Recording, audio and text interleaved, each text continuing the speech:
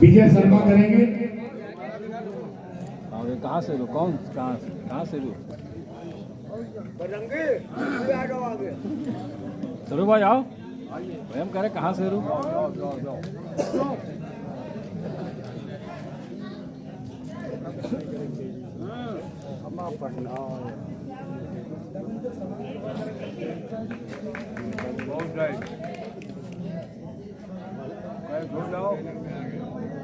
उसका प्रिंट करवा लेना। एक बार जोरदार ताली आप लोग बजाइए।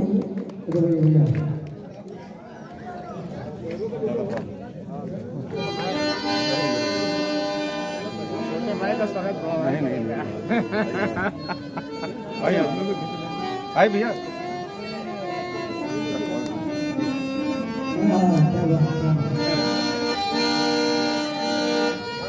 दिलीप भाई, अरे नहीं भैया हम के साथ भी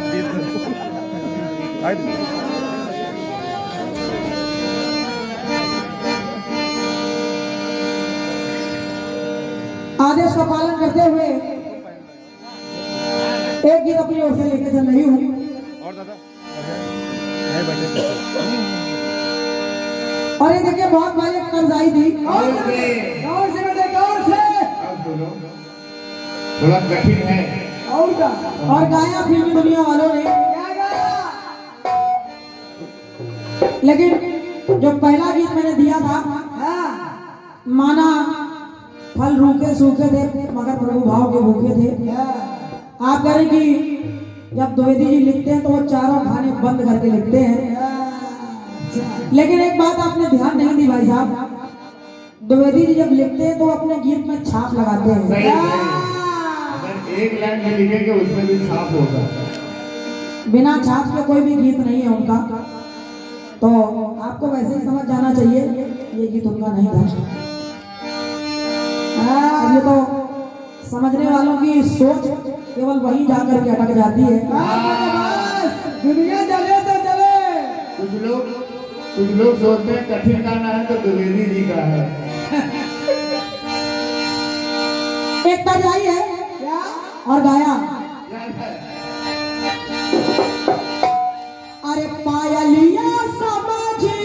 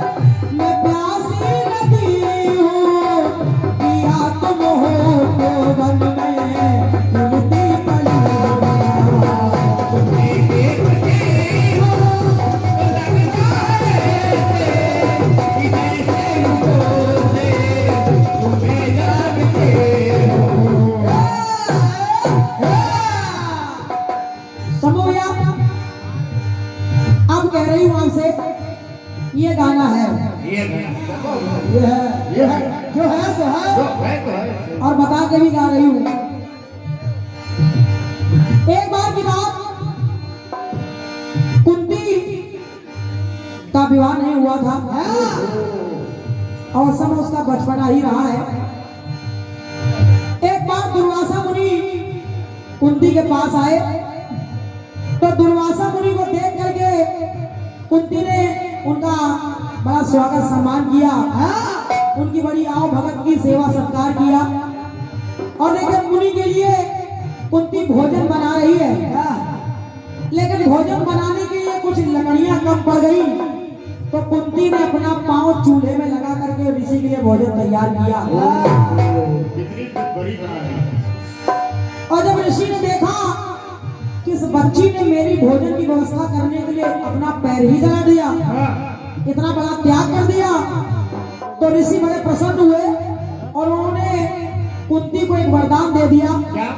बोले कुंती, मैं तुमको एक वरदान देता हूँ कि आज के बाद तुम जिस किसी भी देवता का आवाहन करोगी, उस देवता को तुम्हारे सामने उपस्थित होना पड़ेगा।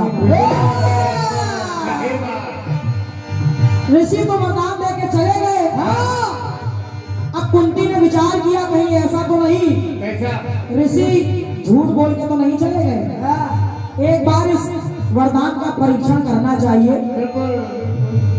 तो कुंती भूल बस सूर्य देवता का आवाहन कर बैठी और सूर्य देवता आए, और जब आ गए तो कुंती ने कहा कि मैं तो अपने उस वरदान को आजमा रही थी, अब आप आ गए तो आप चले जाइए। लेकिन सूर्य देव ने कहा कि जब कोई भी देवता आएगा तो वो बिना फल दिए यहाँ से जाएगा नहीं। और नतीजा ये हुआ कि कुंती को कुआरे में गर्भ रह गया, गर्भवती हो गई, और गर्भवती हो गई तो देखिए मेरी पंक्ति यहीं से शुरू हो रही है। लाइन कह रही है, कुंती न जाने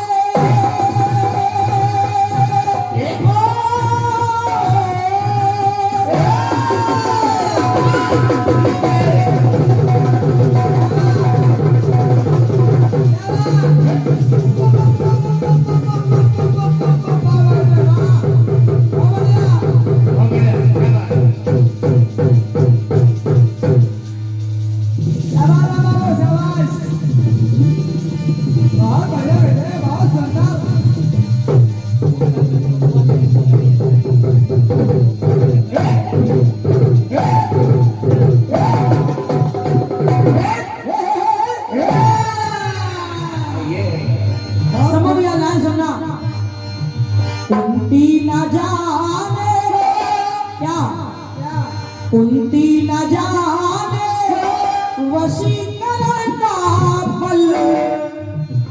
जो मंत्र उन्होंने दिया था दुर्वासा मुनि ने, वो नहीं जानती थी कि इस मंत्र का इतना ज्यादा प्रभाव हो सकता है। तो कुंती न जाने वशीकरण का बल, तो अरे माने न मन आज माने चली है। मन नहीं माना तो उस मंत्र को आजमाने के लिए चल पड़ी, और जब चल पड़ी तो करती आवाहन मिला मंत्र का फल। सूर्य देवता आए तो उन्होंने फल भी दिया। करती आवाहन मिला मंत्र का फल, उसी फल को जल में बहाने चली। ना को सुनिएगा बस। अरे करती आवाहन मिला मंत्र का फल, उसी फल को जल में बहाने चली।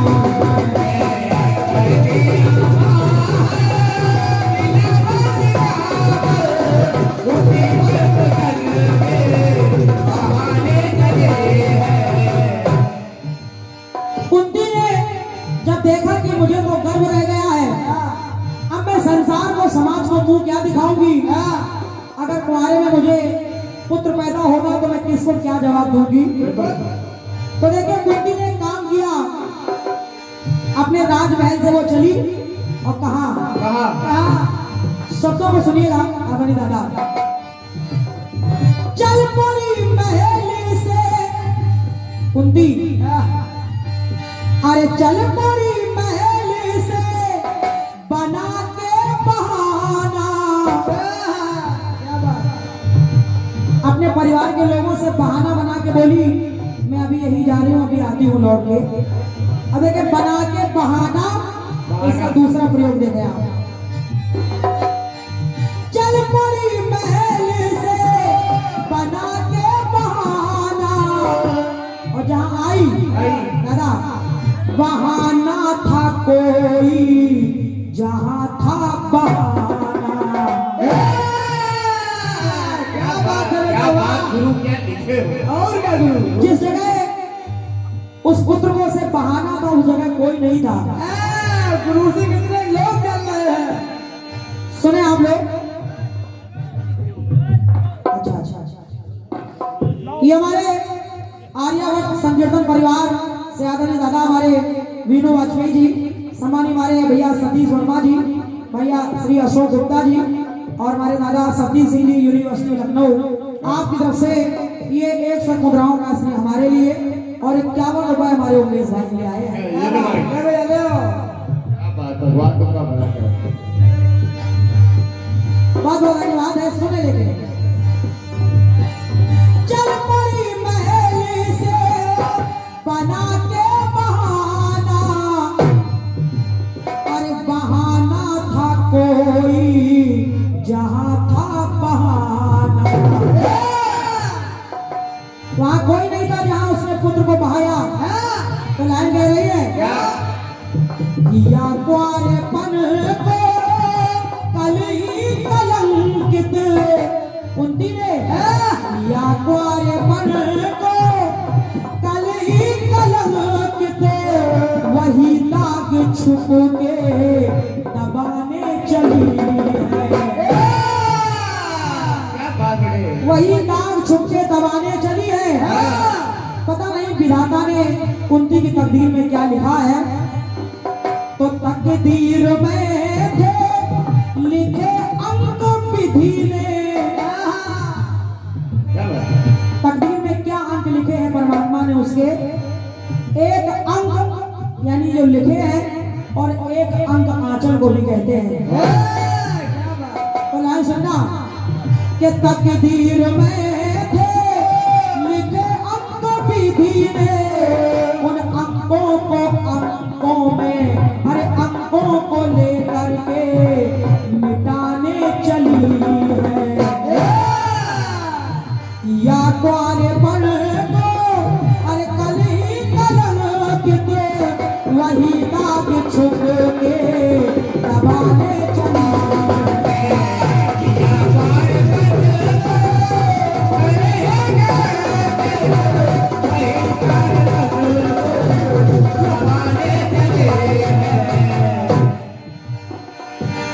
तो लाइन कह रही है, सुने भाई साहब,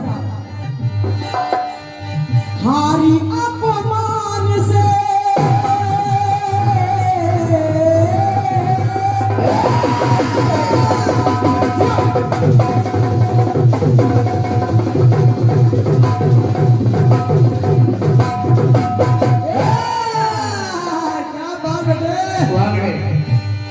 कुंती ने कैसा जीवन जिया है।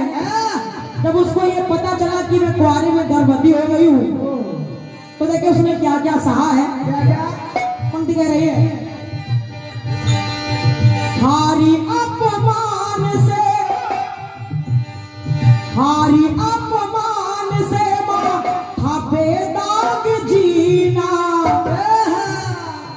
हारी अपमान से था बेदाग जीना, और पी ना पाए ऐसा कोई, पी ना पाए कोई बड़ा घूट पीना।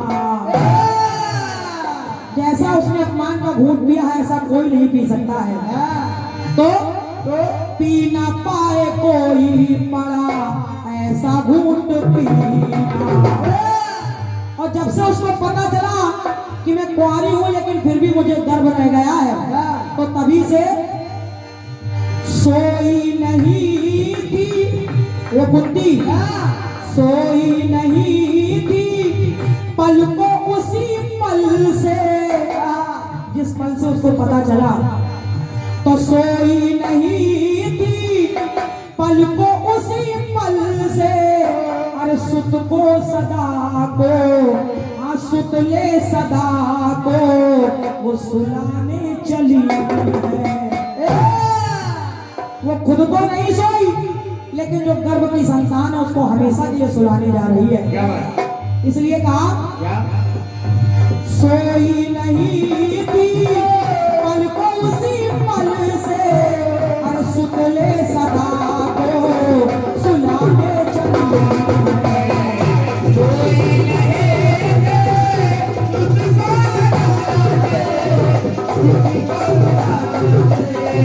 सुलाने चले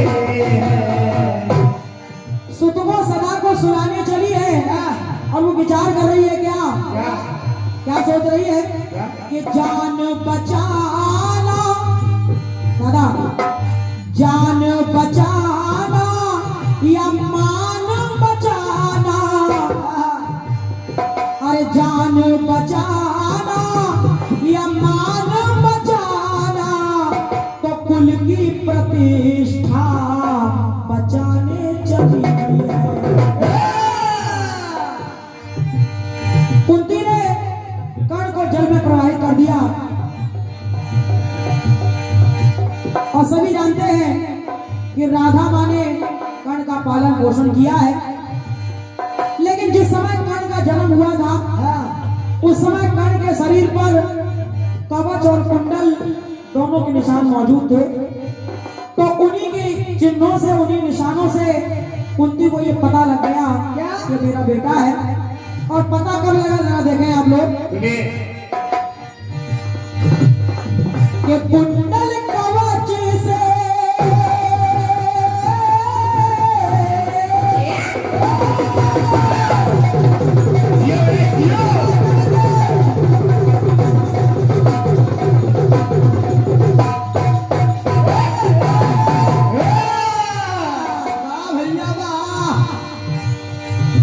जब सूत पुत्र कहकर के उसको अपमानित किया गया कुंती ने देखा अरे ये तो मेरा बेटा है। उन्हीं चिन्हों को देख करके कुंती पहचान गई, लेकिन अरे कुंडल कवच से हाँ कुंडल कवच से था लाल को जाना। उन चिन्हों से लाल को जान तो लिया, लेकिन यहाँ देखे एक लाइन और आ रही है तो कुंडल कवच से था लाल को जाना, लेकिन माँ ने पराया माँ कुंती तो उसको पराया समझ रही है। अरे माँ ने पराया माँ तब पराये ने माना। यानी जो अपनी माँ है वो तो लाल को पराया कह रही है, लेकिन जो पराये लोग हैं वो उसको अपना समझ रहे हैं। यानी दुर्योधन ने उसको अंग देश का राजा बना दिया। तो हुआ क्या अरे माँ ने पराया माँ तब पराये ने माना। और जब कुंती ने पहचान लिया कि ये तो मेरा बेटा है, उसके मन में एक विचार आया कि अगर मैं 5 बार में इससे ले आऊं तो मेरे पुत्रों का जीवन सुरक्षित हो जाएगा। पहुंच गए 5 बार मांगने के लिए, और जब कर्ण ने देखा कि कुंती आई है तो कर्ण कह रहे हैं जरूरत थी मांगे 5 बार माने। क्या बात जरूरत थी मांगे 5 माने। तो कर्ण ने भी कह दिया जाओ मां, अरे 5 ही रहेंगे पूरे आप 5 माने। आप केवल 5 को ही तो अपना मानती हो, आपने मुझे अपना माना कब है? तो जाओ ये 5 बार ले जाओ, और मैं भी आपको ये वचन देता हूँ कि आपके 5 है तो 5 ही रहेंगे। तो 5 ही रहेंगे पूरे आप 5 माने। सोचने की बात यह है कि जिसने बिना किसी का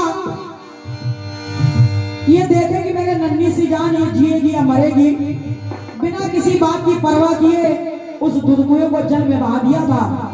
लेकिन आज क्या मुंह लेकर के कर्ण के पास 5 बार मांगने गई है वो, तो ये सोचने वाली बात है।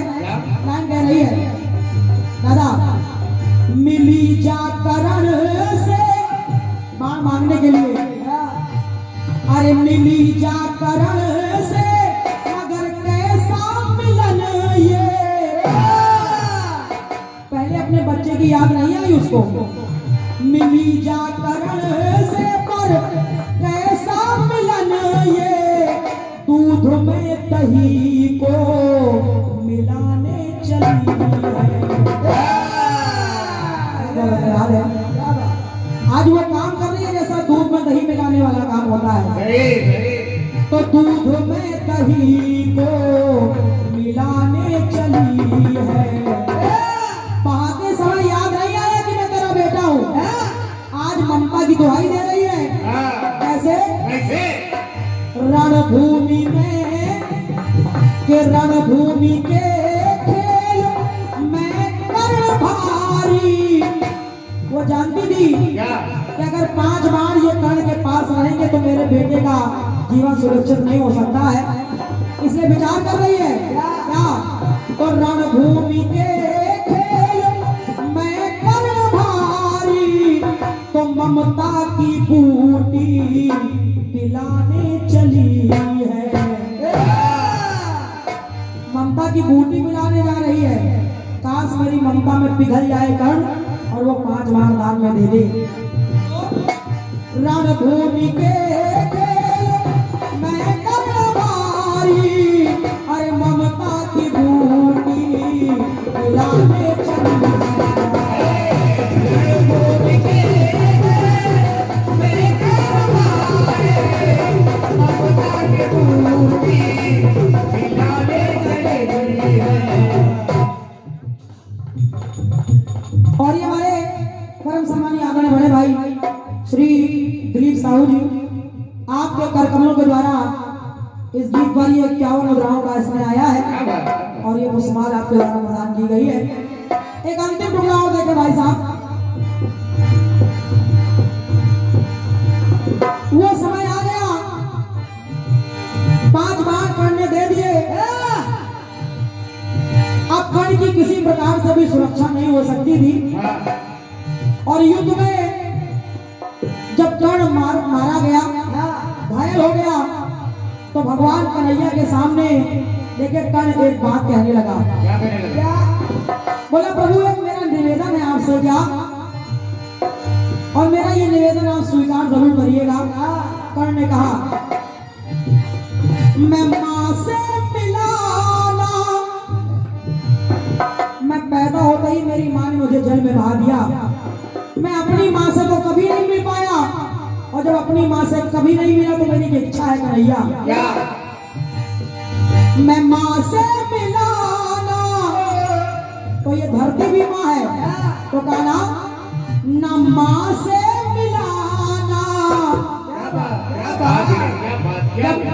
जब मैं मर जाऊं तो मुझे इस मां से भी ना मिलाना। तो कन्हैया बोले फिर क्या करूं? मैं मां से मिलाना तो न मां से मिलाना। तब कन्हैया ने हथेली पे हरि को पड़ा तब जलाना। अपनी हथेली पर कन्हैया ने कर्ण का अंतिम संस्कार किया है। अरे हथेली पे हरि को पड़ा तब जलाना। अपने अपने पूर्वजों को सब लोग तिलांजलि दे रहे हैं।